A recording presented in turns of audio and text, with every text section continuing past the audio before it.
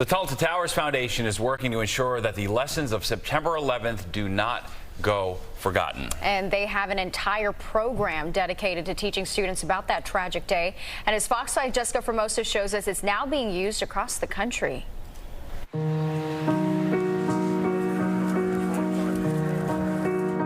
Every moment of that day, it's etched in my mind.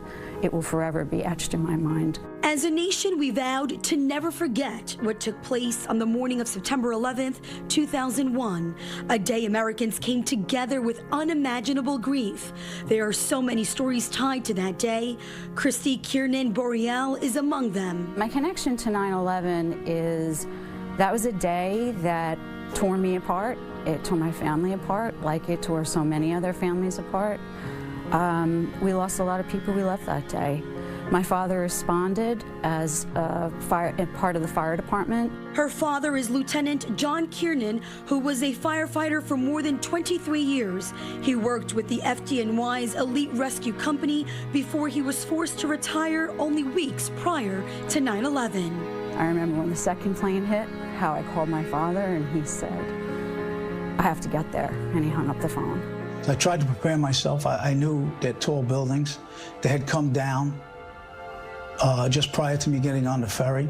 And when the ferry stopped and I exited the ferry, I started walking up. Well, first of all, there was a very large cloud of dust still permeating the area. And I would see members, fire department members, trying to regather themselves that were just devastated by what had just happened.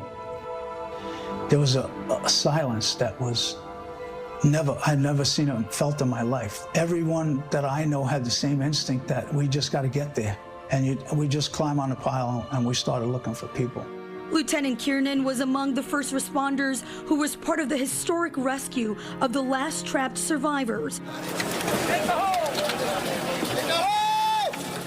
As a family, they had lived and experienced one of the worst days in our history.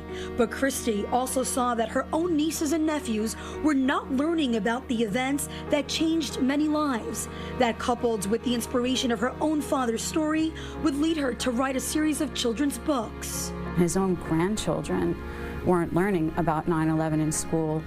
We as a family realized what had to be done. We needed to take action. The first book, My Buddy's a Hero and I Didn't Even Know It, was written in 2018.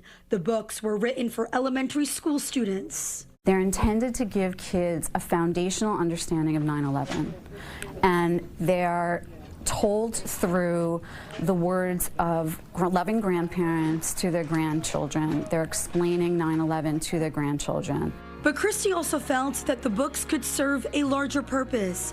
It would lead her to the Tunnel to Towers Foundation. They learned that the heroes weren't heroes because they died on 9/11. They were heroes long before that. Her Discovering Heroes series of books are now part of the Tunnel to Towers 9/11 Institute, which launched in 2022.